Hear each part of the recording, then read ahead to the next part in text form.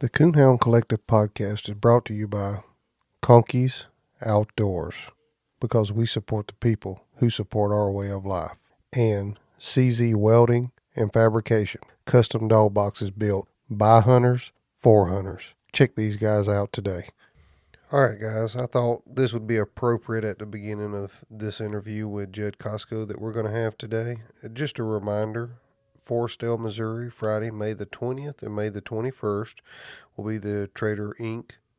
Youth Hunt, the Youth Challenge. So go over and check that out at the PKC Youth Hunt page on Facebook. You can get with Chris Freiberger and some of those guys to get any information you need there. You can go back and listen to the earlier podcast that me and Chris done if you want more information there. Just a reminder, Friday, May the 20th and 21st, the Trader Inc. Youth Challenge Hunt in Forestdale, Missouri. Also, coming up in real quick here, in June 15th through the 18th, is the Youth National Championship in Paducah, Kentucky. If you want more information on that, again, you can reach out to Chris Freiberger and some of those guys, and they can get you all the information you need there. And just trying to put reminders out there to let everybody know what's coming up. So June 15th through the 18th, Paducah, Kentucky, the Youth National, the inaugural Youth National Championship. So go check that out. Also, you still have some time for this one, but my buddy Jason Keene sent this over to me and wanted me to get this information out. So August 16th through the 20th, Virginia Youth Classic with a $2,750 total added purse.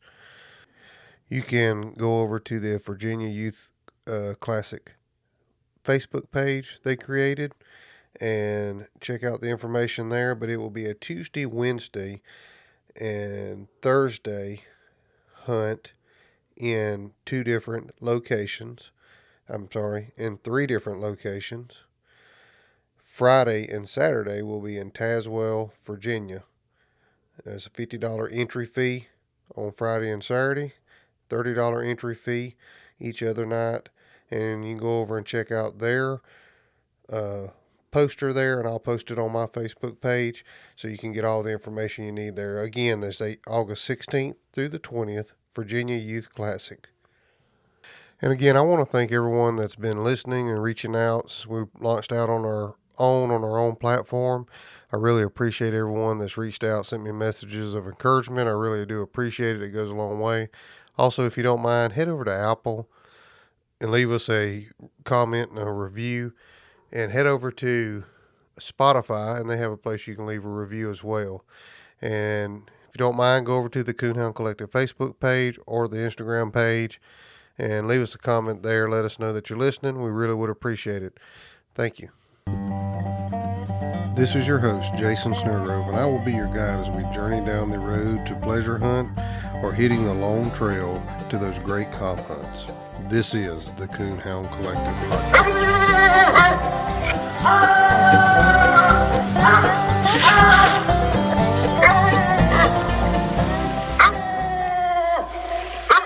Thank you for joining us today on the Coonhound Collective podcast. Today, I'm excited to have Judd Koshko with me. Judd is a youth handler, and he has done quite a bit of winning. And he's going to be joining us via telephone today, so we're going to get him right on the phone. Judd, how's it going? Good. How's it going? Hey, man, it's going pretty good. Hey, why don't you go ahead and tell us a little bit about yourself and where you're from? I'm I live in Missouri, obviously. I live up in between Appleton City and Butler, Missouri. And I'm 17, and I coon hunt, so whatever, coon hunt, fish, pretty much anything to do with any of that stuff. Yeah, well, that's the reason why I wanted to have you on here. You've done quite a bit of winning as a young man in our sport, and we're going to talk about that today. But before we get that far along, why don't you tell us how you got into coon hunting? I started coon hunting probably right whenever I started walking, honestly. Dad, he had some black dogs, and I always just remember going with him. And then from there, you can almost say fell in love with it, and then got my own stuff, and then that's where it all kind of took off. So it started back with Dad. He was always in it. Yeah.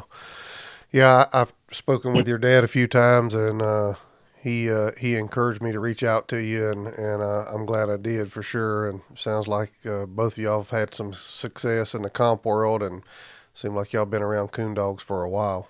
Yep. What was your like your first hound that was yours? My first hound that I wouldn't say she was all mine, but it's the dog. She was named Pib, Pain in the Butt. That's the one I called mine.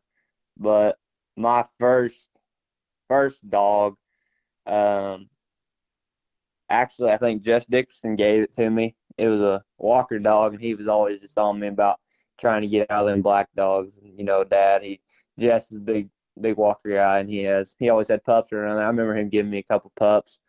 So them were probably my first ones. I didn't make much of them. I was a little too young to be training on one, but I didn't. That's probably I don't even know the names of them, to tell you the truth. Yeah, I interviewed Jess. That episode just aired this week that we're recording this, and this will probably release here in 2 or 3 weeks. And I interviewed Jess probably about I don't know a month and a half ago, and man, he's really had some success and had some good dogs for sure. And he seemed like he always wanted to help people out. From what I gather, anyway, I didn't know him personally. Do you remember your first comp hunt? Yeah, I do. It was we hunted out in Nevada, Missouri. It was a UKC hunt. I actually won the first ever competition hunt I'd ever went to. Uh, it was with a dog named Frog. He was out of my dad's old Foggy Man Hoggy dog, and Dad was poking me with a stick, and I was calling against all them older guys, and I ended up winning. It was just a slip, but it all whenever you're I don't know 18 years old, it's something.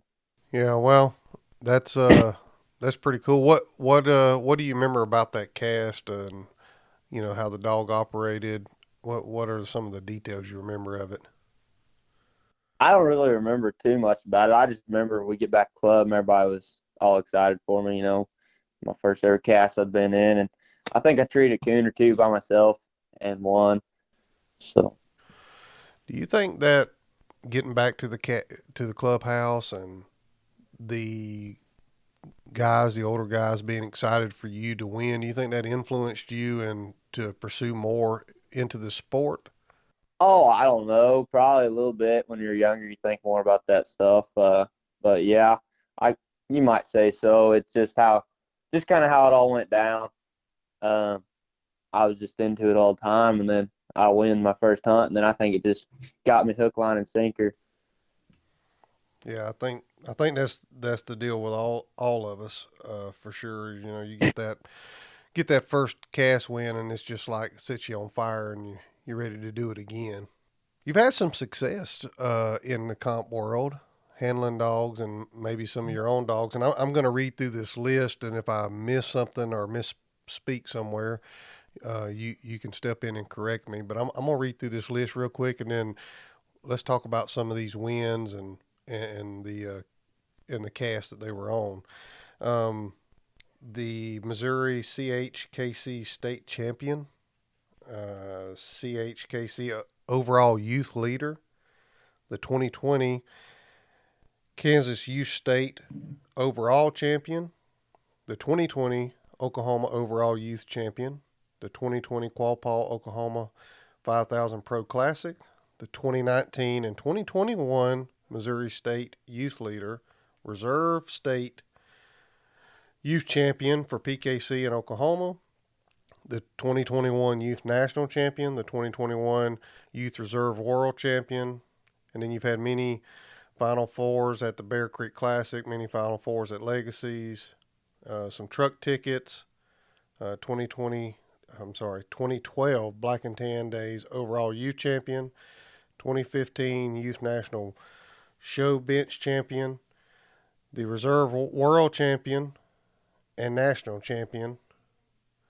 Um, Man, this list is impressive.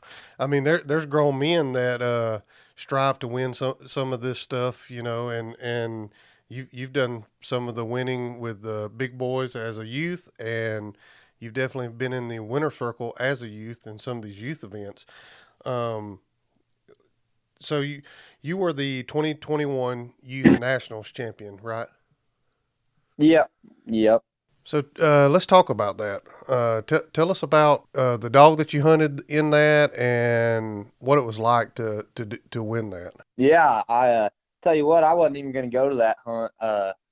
So we were doing some stuff around here on the farm, and we were baling some hay, and oh, I wasn't even gonna go. I don't hunt much UKC stuff, and but I ended up someone said, "Hey, let's go, come on." I got talked into it. I was like, "Whatever. If I don't win the first night, I ain't going back."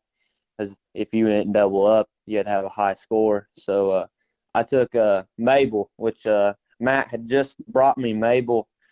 Her full name's maybe it's Maybelline, and I went down there first night, and that first night I drew a buddy from around home. I kind of schooled him on some stuff. I wouldn't say just out handle him. I just used some rules to my advantage, and I ended up treeing. I just treed one coon to his one, but the way it all worked out, that cast, we were so split up the whole time. We had a lot of walking to do, and I was able to use that timeout rule and be able to get cut back loose and get another coon tree to move on and beat him.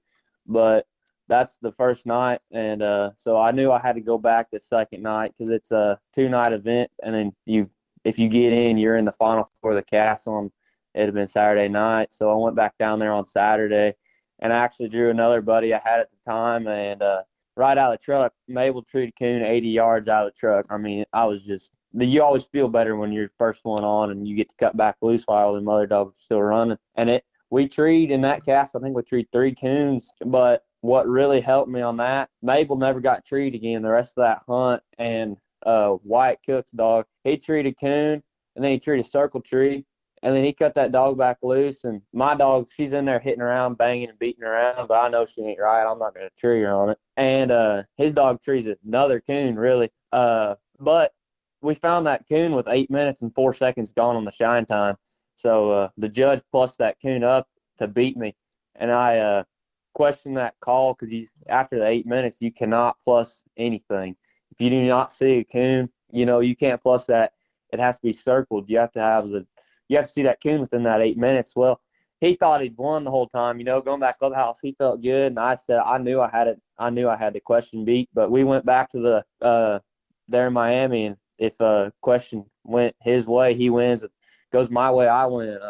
We get back there, and the master of hounds, I forget who it was, but he was sitting there scratching his head. It sucks. It sucks. But then Trevor, I think he's a UKC representative over everybody. And he was looking at that match. He's like, Judd's right. He has to, that call gets overturned and that goes in as a circle or minus or whatever it was. But that's what ended up getting my 2 cast wins to move on to that final 4 of that national championship. And then we go back out. We go back over to I got some hunting over around Kansas and some big pecans. And I'd been hunting them a little bit. So I knew my dog was going to, it's in the terrain. I'd been driving over there, and we cut loose. Tyler Compton guided us to a big, wide open pecan grove in Oklahoma. Some of the best hunting you're going to get around. And in UKC, the rule is you get a warning strike if you strike the wrong dog. So first dog struck, I knew I had to have first and first. I struck that dog. I think it was Mabel, but I wasn't even sure, Them other dogs, actually, a buddy of mine, his daughter was hunting in the final 4 with me, and I'd been around that black dog quite a bit, and it treated a slick tree, and I'm sitting here watching Mabel on my Garmin. She's 0.9, 1.2, 1.3. She was just getting out of the country. I'm like, I ain't never going to hear this dog again. And actually, Cooper Watley, he treated his dog in the middle of a duck lake, and he had a coon up a bush. So I'm sitting there scratching my head. So we walked back to where we last heard Mabel, and there's 9 minutes left in that hunt, in that final 4 cast, and I'm like, oh my gosh, I got Mabel treat on my Garmin at 1.5, and I'm sitting there, and James Jones says, Judd's that Mabel? I said, yeah, that's Mabel. I said, tree her through there. Now, all them kids, they just drop their heads. So we walk it. That's probably the longest. I'm just sitting there shaking. And we get there and we shine 7 minutes of that tree, and I can't find it. This tree's not even 4 inches in diameter. I'm like, oh my gosh, I just lost this. And he steps around that other side and there's a coon. It ain't even looking. It's midsummer and it's all bushed out, limbs, whatever. And the coon does not look. I'm blowing. I'm a squaller, everything. I hit it with the white light, and there that coon sat, not even 6 foot up in that tree. So, and then by the time we got there and scored the tree, it was all done. And we went back to the club, and they gave me all my awards, and they did some videos and stuff. So that was for sure pretty cool because I wasn't even gonna go. So some people just talked me into it. Yeah, that's pretty awesome, and that's sounds like some exciting cast there for sure, with some different calls and decisions being made there. Man, on this list, you've won some state championships in different registries and in different states and with different dogs. Talk about what you do to get ready for hunting some of these bigger hunts as a youth, and maybe there's somebody out there that's just getting into coon hunting, that's a younger guy or gal out there that's really wanting to get into comp hunting. What do they need to do to prepare themselves as far as rules, going to hunts, etc. Hey guys, this is Jason over at the Coonhound Collective podcast. I'm here today to tell you about one of our sponsors, Conky's Outdoors. Whether you need a few dog collars or the whole setup, they can fix you up. They have a wide range of products from hound hunting to fishing. My friends over at Conky's Outdoors can help you out. You can order online at conkysoutdoors.com. Call them at 904-692-1568, 904-692-1568, or if you're in the Hastings, Florida area, go by and see them. Again, that's at conkysoutdoors.com, because we support people who support our way of life. Yeah, for sure. I've won a couple different state championships with I think 3 or 4 different dogs, but the dog that I had all the time, would have been the Maggie. It was reason to go full throttle, and that dog I had to keep her hunted up 5 nights a week, and I was like 14. All I had to do was coon hunt. And it's hard going to school and stuff when you got a dog that takes that much to stay in shape, well, stay in tune. And you just got to know your dogs when you go to them. A lot of them kids, you'll show up, they don't know the dog, they don't know the rules. They're just there because their dad wants them to be there. You got to want to do it. You got to want to win. You just got to get them dogs ready. You got to hunt them by themselves. You got to treat them like your best friend. They got to know you. They want to work to please you. They don't want to get whooped up on all the time, get corrections 24/7. But I don't hunt the hardest out of anyone, but whenever I go out there, I just make sure whatever I'm doing it right and not messing them dogs up to try to go win them hunts. And it's a lot easier when you got buddies to hunt with around the house. It's no fun hunting by yourself. It turns into a job, and you don't want to be doing your job at 2, 3 in the morning. You want to be having fun. So I think just having some people around you that love doing it too, that's what helps me a lot. Like, I won't want to go hunting, and I'll have a buddy text me, hey, you want to do something? Yeah, let's go hunting. And you get out there and you're glad you went. But it takes a little bit to get yourself out of the house, especially with school and everything. It's hard sometimes. So school and work, you just got to work around it and hunt when you can. And then on the weekends, you got to make time for them hunts to go to. You can't just put them off. Like, I haven't. No, I'd say the last 4 or 5 months I haven't been to a hunt that much. I've been pretty busy, a lot of stuff going on, but my dogs are sitting here. I wouldn't say they're tuned up, but they could go win. I think pretty much not anywhere, but some of the smaller hunts right now, I could probably go win a couple casts, or it's just kind of how everything falls through on them deals. Yeah, and I really believe there you said a couple of things that are probably wisdom beyond your years, probably beyond whatever you even realize. Is number one, you got to have fun. If you're not having fun, it's going to get miserable really quick. And number two, when you're out there, the quality time out there in the woods with the dog, not maybe not so much every night a week, but the 2, 3, 4 nights that you're out there during the week, that it's quality time. You're putting in quality exercises with those hounds. while you're out there. And I think that's very important, not just for youth, but for anybody that's wanting a competition hunt. You got to put the right time in. Yeah, that's for sure. And you just got to do things the right way, act like you're in a hunt, and play off circumstances that would be going on. Try to hunt for 2 hours and then be done, because you ain't going to go to a hunt and hunt 3, 4 hours. You know what I mean? Now, what I'll do sometimes, hunt 2, 3 hours, and I'll go have some fun with some buddies or whatever, do whatever. And then on the way home from wherever we're at, I might cut a dog loose, act like we're in the late round, just make a couple drops. Them drops that are 2, 3 in the morning. A lot of people don't even focus on that stuff. They just hunt, go hunt from 9 to 12. You can't just do that. You gotta go hunting. And to say you want to make it to that late round, but if you make it to that late round, you'll have a better chance if you just hunt from 2 to 3, 4 in the morning. That's when them late rounds could be. Just depending on everything, how it goes back. If you got to drive farther in these bigger hunts and go longer ways, you won't get cut loose till 1:30, 2 o'clock in the morning. So if you hunt later, you want to hunt both, but you just don't want to hunt like it's fun hunting all night sometimes, but that's hard on a dog. You want to space it out like you're in a hunt. You just don't want to go hunting. Yeah, and I know what you're saying there. I've kind of done the same thing.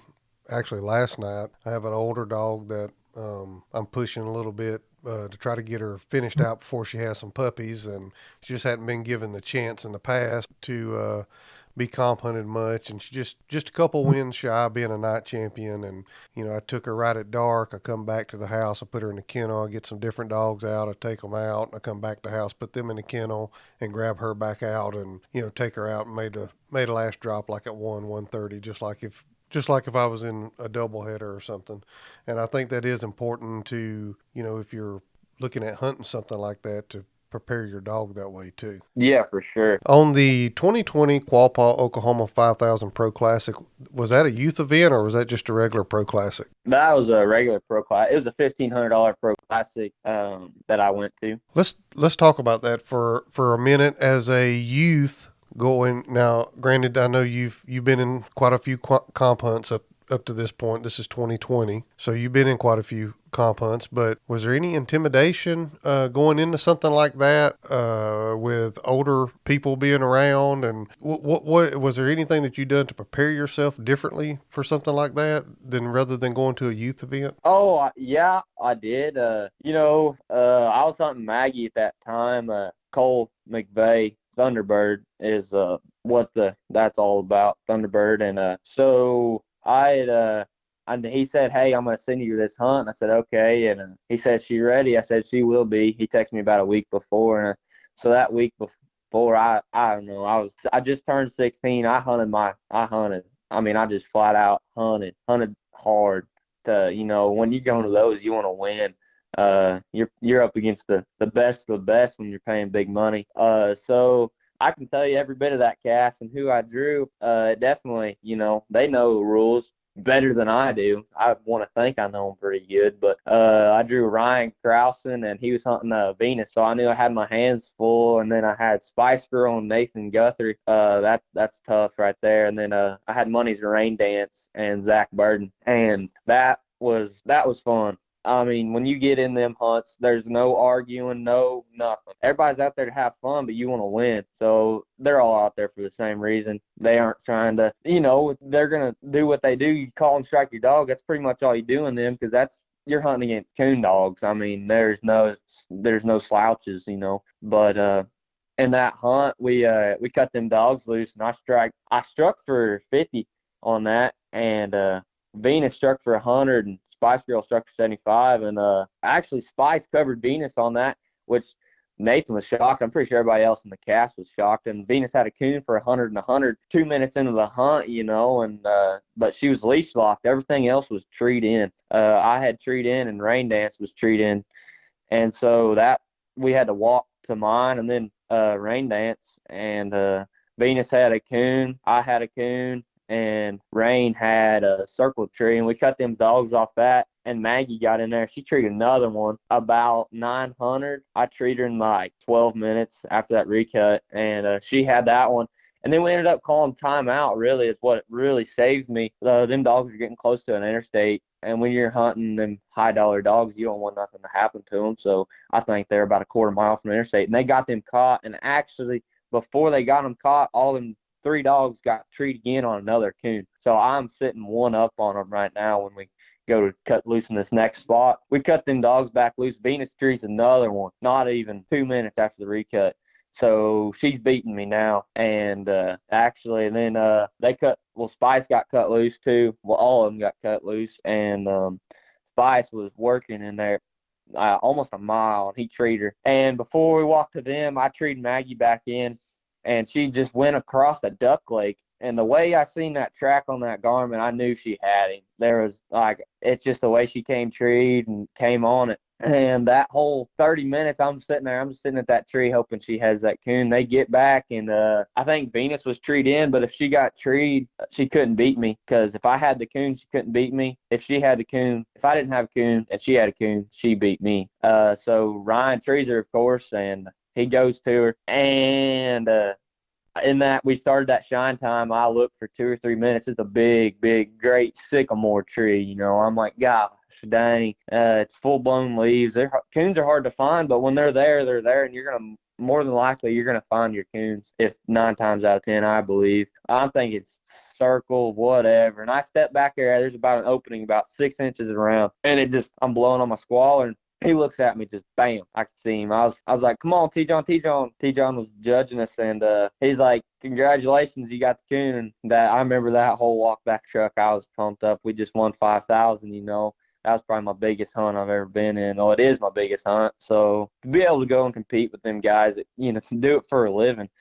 I know the Burdens do it for a living, and Nathan, he's somewhere all the time winning something. You know, Spice, I don't know how much her lifetime earning are, but they're up. I think they're close to around 50,000, and Venus is at 100,000, I think now. So to be able to beat some of the best dogs, it just makes you feel good when you're a young kid trying to do it by yourself. But I wouldn't be able to go to any of these hunts if Cole and Matt, they really helped me a lot on all this stuff. You know, they make sure I got a good dog, and a few good dogs, really. And we got some high quality pups we got coming up. So hopefully we can take in pups from what I'm got here in the pen and try to make them winners. Say I made them, you know. But without Matt and Cole really backing me up, I wouldn't be able to travel or do any of this stuff I do.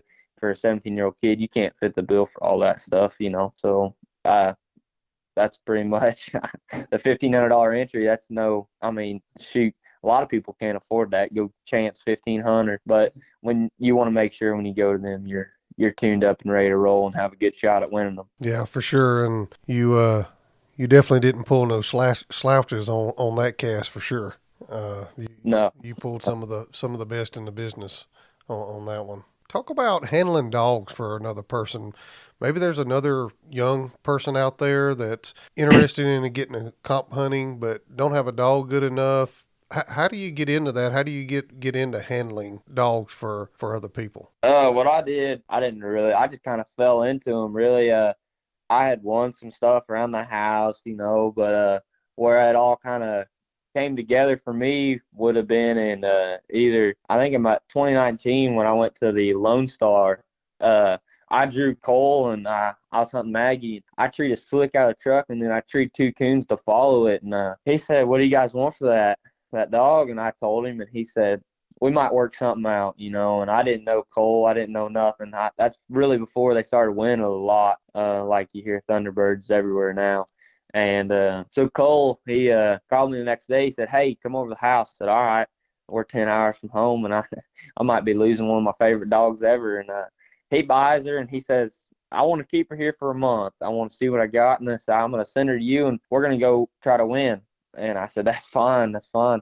And so I ended up hunting her the rest of the week, and I ended up getting in 1 or 2 nights, I think, in the final 4. I'm not quite sure how that all went down. And then that drive home from Texas was a long drive without coming home with your best friend. You know, it's hard to sell them dogs. And we sold her, and Cole he stays true to his word about everything he says. And I had Maggie at home in 3 weeks, and I was playing baseball, doing whatever, and then you know, he sent me a pup to work on too, and that pup didn't end up turning out like I told him.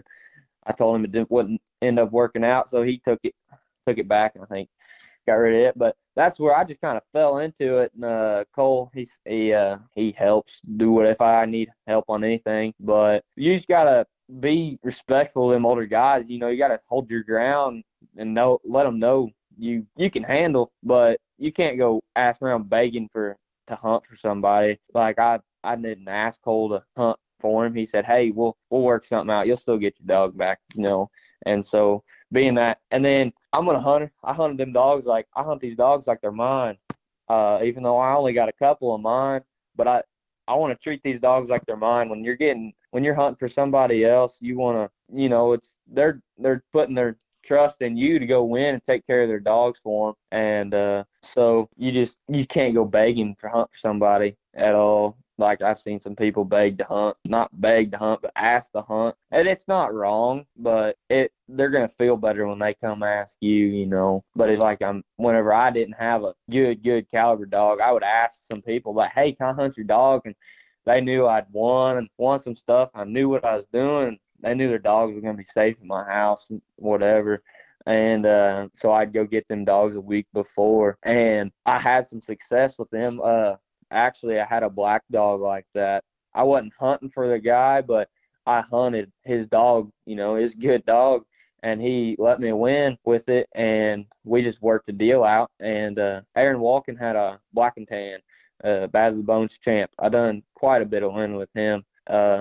And so I would say he was never always at my house, but Aaron would always meet me, and you got to help people out. And when Aaron couldn't go somewhere, he'd be like, "Hey, can you take him? You know, whatever, try to win." And I'd win sometimes, but that's just how it goes. And I just kind of fell into it. I can't really say you know what I mean? Yeah, no, I know what you're saying, and you kind of covered there what I was looking for was know your rules, show up at the hunt your dog, and you know you never know who's watching and what they're looking for. Just like you know, in your situation, your dog went out there, performed, you performed, and Cole wanted to buy your dog. So I mean, you can't ask for more than that, and then you get to keep the dog and handle it anyway. So that's even better. It's a win-win for you, and you can go and participate in some of these bigger events that you might not have got to go and participate in any otherwise. Yeah,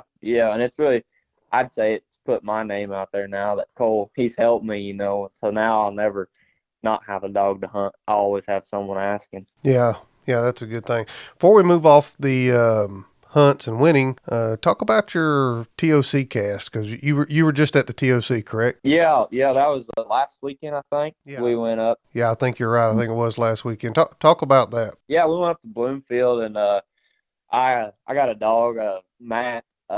We had just bought her, and I knew she was a coon terrier. You know, when them dogs that beat you, you want to buy them that beat you consistently. And so we ended up getting this little female bot, and I knew she was a winner. I had hunted against her. I didn't know how she won. She's just a winner. She doesn't just go out there and murder dogs, but we're gonna get to that point. Yeah, I haven't had her. I've had her for 2 weeks, and she kind of got down with some. She got a little sick on me this week, so I haven't been able to hunt her at all. But yeah, so I drove up there on a Friday, and I missed school and drove up, and you know, I really didn't even want to be there. Tell you the truth, I did not want to go. It was just one of them deals. I had a bad run of luck the whole way up there. I got a speeding ticket, uh, and then it was just not going my way at all. Got to the hunt. We got to our hotel. We went and you had to check in at 5, and we went and got something to eat. And I drew my cast, and I didn't really know any of the guys the first night. But Crash treated coon, and the other dogs were all slick. She had that coon, and then she treated Den, and that was the end of the hunt. So she just moved on barely. Like I said, she just wins, and I don't know how she does it, but she pulled it off. And she's just going to do whatever she can. I don't know. She just comes out of nowhere. So treat another one. Just manufacture it out of nowhere. And so I went the first night. And then the second night, I took a bad break, really, on a hole.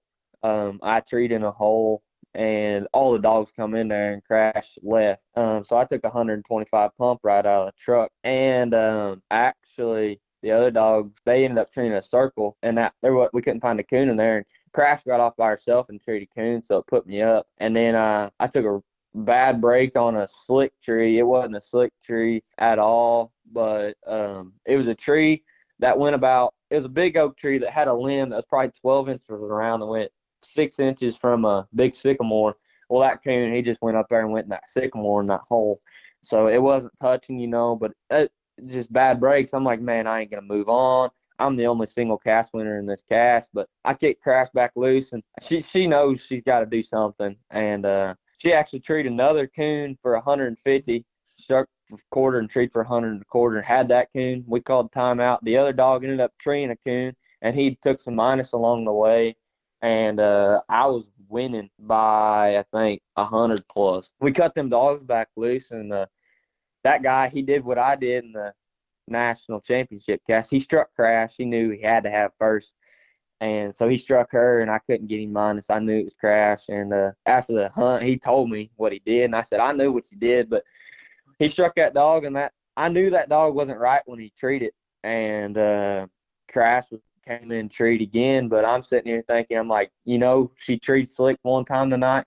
If I tree her on this and she's slick, then I don't move on, because in UKC cast winner, you got to have plus points. So I'm like, gosh dang, and his dog ended up being in a drain tile. I just could tell by the way it was treeing on that. It was not right at all. And and then I didn't ever tree Crash, but that's probably I should have treated her. She came treed with 40 seconds left in the hunt. I didn't trade her. She was sitting over there with another one. So she's gonna be a nice outfit. She's gonna be real hard to beat.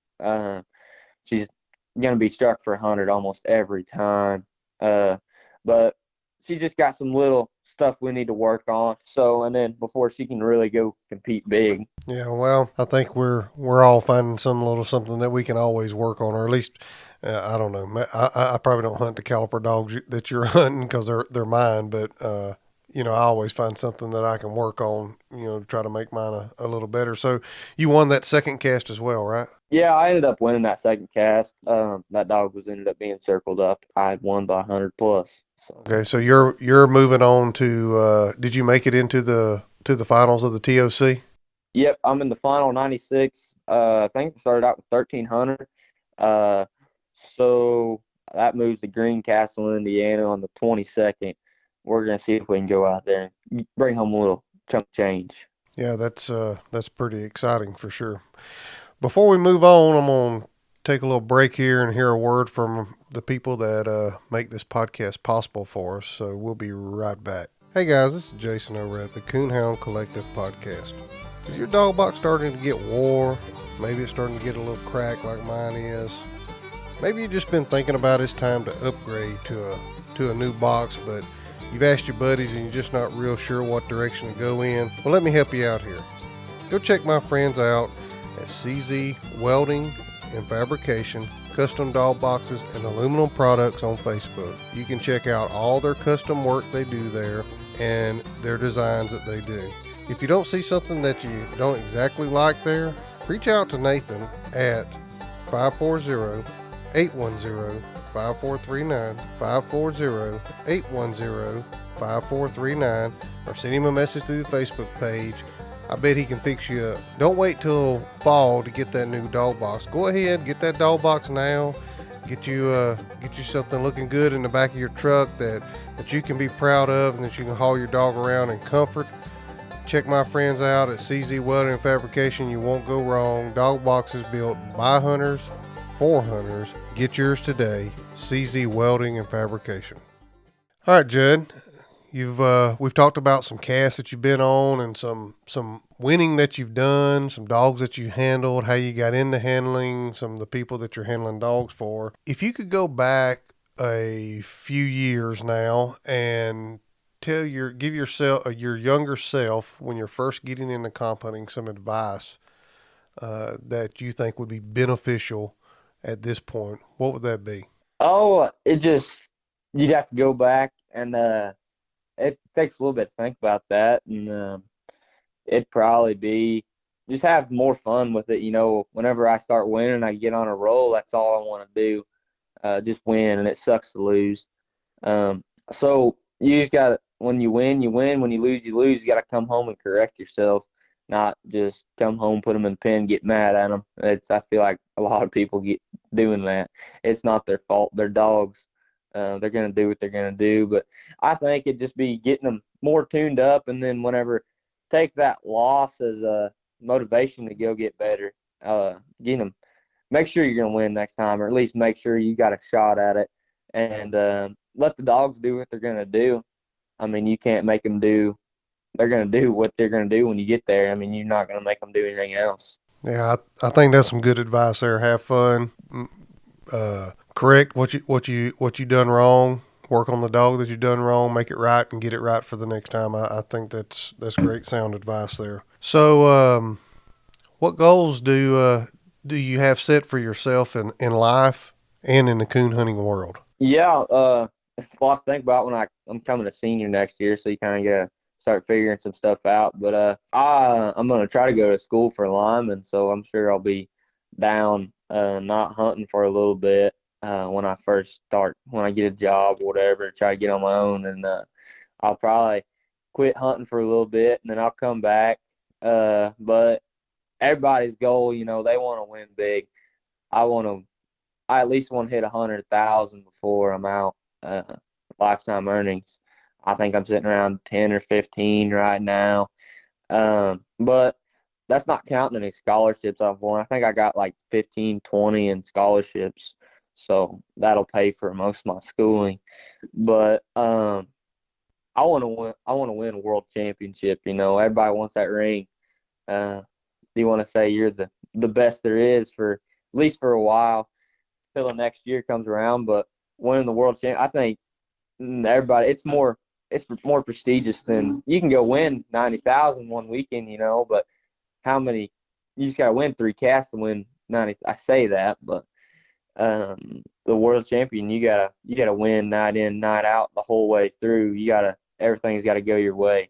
It's not just a fluke deal. Yeah, well, I think those are great life goals, and I think the goal of winning a world championship in coon hunting, whether it be PKC, UKC, youth, or the big world championship, ACHA, whatever, I think that's the goal of every coon hunter out there that competition hunts anyway, that cares about competition hunts. You want to win, and you want to win big. I just previously of this podcast, I'd done a podcast with Lane Denny, who's won two, one as a youth and one as with the big boys. So that's pretty impressive accomplishment there, and goals that we all strive to get to. So Yeah, last fall I fell short by a quarter. It was just one of them deals, quarter from being the youth world champion.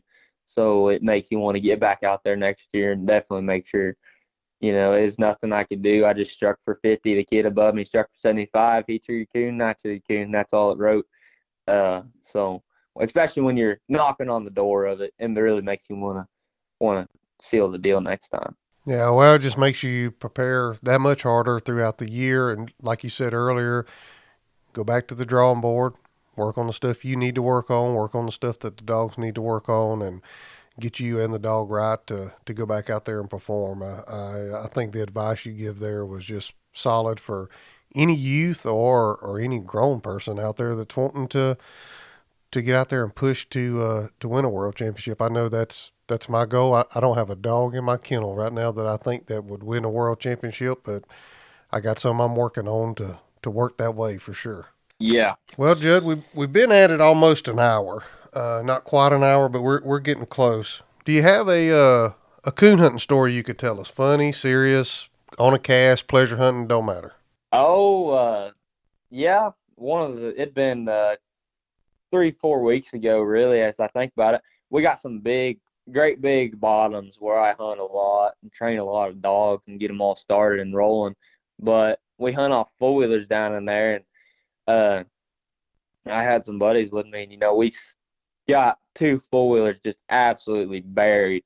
We couldn't get them out, and so you were sitting there scratching our heads.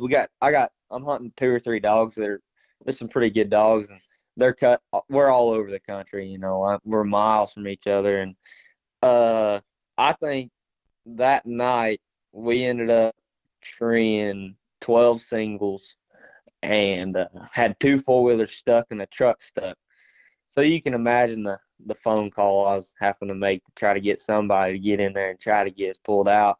But we ended up getting them pulled out. We rolled out of them bottoms. We got there at like 9, and we rolled out of there. It was probably 6:30 in the morning. We met some duck hunters coming in, and that was that was fun. We ended up getting some big four-wheel drive tractors to get in there and pull us out, and some jacked up Toyotas. So them nights like that where you get to spend with your buddies all night long doing whatever, getting stuck. Nobody wants to be stuck, but it makes it worthwhile when you're having a good time. Yeah, that's for sure. I have a good buddy of mine back in Alabama. Me and him grew up together, and we spent many, many nights as teenagers in the woods coon hunting. And I don't know that I can count how many times we've had a truck stuck and had to make phone calls that we didn't want to make or walk to houses. We didn't have cell phones. We'd have to walk to a house and knock on a door back then and ask to use the phone or hitchhike to the house or whatever. So yeah, Yeah, those are great times. that night actually a dog ended up getting across the river. So it was duck season, and I duck hunt quite a bit, and we had about a 6 mile boat ride, and she was just treed right on the other side. And you could see her, and I tried to call her back, whatever. She stayed treed over there for 5 hours before we got everything done, and it was cold. It was real cold, and we did a 6 mile boat ride, I think, up there to get her, and she was still treed 5 6 hours when we got to her, and we rolled the coon out to her and went back to the house. But those nights, that's what make coon hunting fun. Yeah, that's for sure. That's part of it. You get out there, you have good nights, you treat 12 coons, and you get stuck, and it's a bad deal, but you're also having a good time because you're with friends and buddies, and you're just out there having a good time. And the next day, yeah, you're tired, but nothing will ever replace those memories that you have of that night. 20 years from now, you'll look back and think about that night, and it'll still be fun, and still be precious to you. So that's for sure. Before we wrap it up here, do you got anything else you would like to add, or anybody you'd like to thank or shout out to? Oh shoot, I don't know. All the people around there, they just kind of help me do whatever I need to get done, and especially with coon hunting. Everybody's supportive. They let me hunt wherever, pretty much. Um, then people you gotta knock on their door at 2 in the morning, tell them something. They aren't that enthused, but the next day you'll see them. But hey, I'm sorry. They'll be like, oh, it's fine. It's just whatever. I'm just without places to hunt. You can't own enough ground to coon hunt on at all. I mean, you could, but you gotta be have a lot of ground. These dogs covering 1 mile, 2 miles before they get treed. That's it's hard.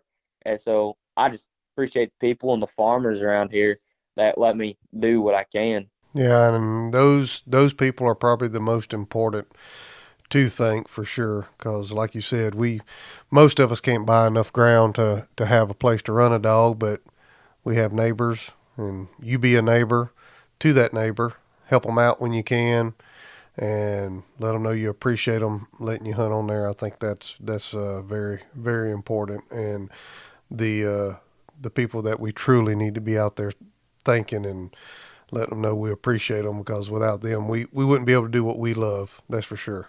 Yeah. Well, Judd, if you don't have anything else, I think we're right at knocking at an hour long here. I really appreciate you taking the time. I know you got a big night tonight, and I appreciate you taking a few minutes today to be on the podcast and share some of your winnings and some of your stories with us. And uh, maybe you can get that world championship won. We can get you back on here in the future, and we can talk some more, talk some dogs, or maybe cross paths at a comp hunt somewhere in the future. I really appreciate you taking time to do this. Yeah, I appreciate you having me. All right. Thank you all for joining us today on the Coonhound Collective podcast, and we're going to hit the woods. Thanks, guys, for listening to the Coonhound Collective podcast today. We really appreciate you taking your time out of your day to listen to the podcast. If you don't mind, head over to Facebook and give us a like, and head over to Instagram and give us a follow. It's both at the Coonhound Collective. Also, if you would like to reach us here at the Coonhound Collective, you can reach us at thecoonhoundcollective@gmail.com. If there's someone that you would like to hear on the podcast or a product that you would like to hear talked about, please send it to thecoonhoundcollective@gmail.com. Thanks again. Have a great day.